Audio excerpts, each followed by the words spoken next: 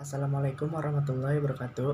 Perkenalkan, nama saya Faza Fauzan Zikila. Saya akan mempresentasikan UTS Mekanika Kekuatan Material. Saya akan membahas kapal Roro. Kapal Roro jenis Roro ini adalah kapal yang bisa memuat penumpang ataupun kendaraan yang berjalan masuk ke dalam kapal dengan pergerakannya sendiri dan bisa keluar dengan sendiri juga, sehingga disebut sebagai kapal roll on roll off, disingkat Roro. Kapal ini memiliki fungsi mirip jembatan yang bergerak, namanya jembatan apapun, namanya jembatan apapun bisa melewatinya. Untuk layout awal kapal Roro yang akan didesain bisa dilihat di gambar bawah ini. Fenomena yang terjadi di laut, kapal yang berlayar menghadap gelombang-gelombang dengan periode gelombang yang panjang mengalami situasi yang berbahaya.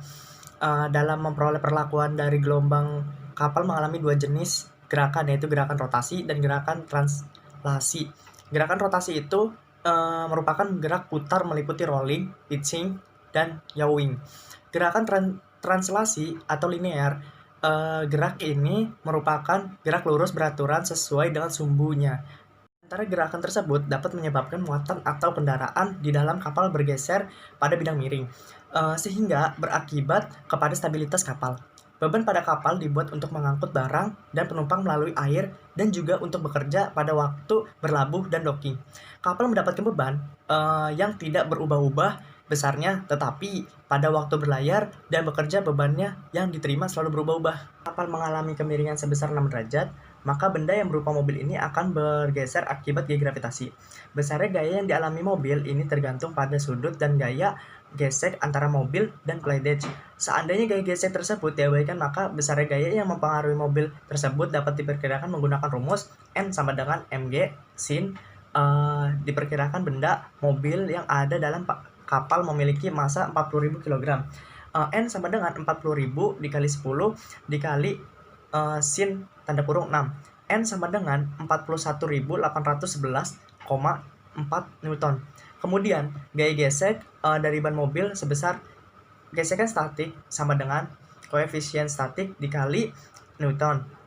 Terus gesekan dinamik sama dengan koefisien dinamik kali Newton. Dari data konstanta, gesek pada ban mobil adalah gaya gerak gesek statik 0,325 dikurang 0,375. Kalau gesekan dinamik sama dengan 0,15 dikurang 0,25. Konstanta gesek yang digunakan adalah yang paling kecil atau minimum dengan pertimbangan kondisi kritis pada gesekan roda. Maka pembebanan yang terjadi pada alat adalah pembebanan bila mobil belum bergeser, dengan rumus F sama dengan N dikurang Fs. F sama dengan N dikurang koefisien statik dikali Newton. F sama dengan 41.811,4 dikurang kurung buka 0,325 dikali 41.811,4 Newton. F sama dengan 28222,7 Newton sama dengan 28,2 kN. Pembebanan ketika mobil sedang bergeser, F sama dengan N dikurang gesekan dinamik. F sama dengan N dikurang koefisien dinamik dikali Newton. Jadi F sama dengan 41.811,4 dikurang 0,15 dikali 41.811,4 Newton. F sama dengan 35.539,69 Newton atau 35,5 kN. Perhitungan di atas didapatkan hasil alat yang digunakan harus bisa menahan beban sebesar 35,5 kN. Ketika mobil sudah bergeser, karena sebelum mobil bergeser gaya masih dapat ditahan oleh gaya gesek statik pada ban mobil tersebut. Apapun gaya tarik, pada kapal yang terbagi menjadi dua, yaitu gaya tarik horizontal dan vertikal. Gaya tarik vertikal adalah setengah dari gaya tarik horizontal. Kekuatan poros kapal ditentukan oleh perhitungan diameter minimum dan beberapa pembebanan akibat gaya dorong, momen torsi, berat poros, dan berat propeller. Gaya dorong, momen torsi, dan komponen berat mengakibatkan tegangan pada sepanjang poros. Tegangan yang berpengaruh di kasus ini adalah tegangan geser yang terjadi pada saat kapal beroperasi. Adanya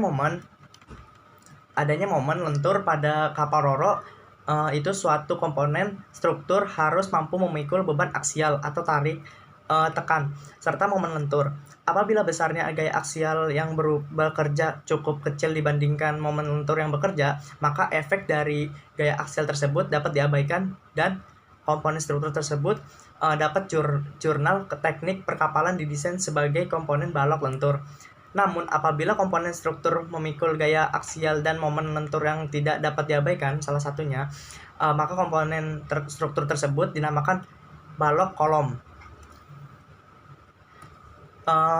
Adanya tegangan pada loading hidrostatik. Tekanan hidrostatik merupakan tekanan yang diberikan zat cair ke semua arah pada suatu benda akibat adanya gaya gravitasi. Tekanan hidrostatik akan meningkat seiring dengan bertambahnya kedalaman yang diukur dari permukaan zat cair.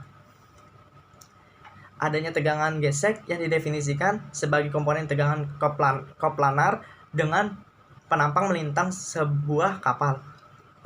Tegangan geser timbul dari komponen vektor gaya paralel ketika penampang melintang. Tegangan normal di sisi lain muncul dari komponen vektor gaya tegak lurus dari penampang melintang bahan.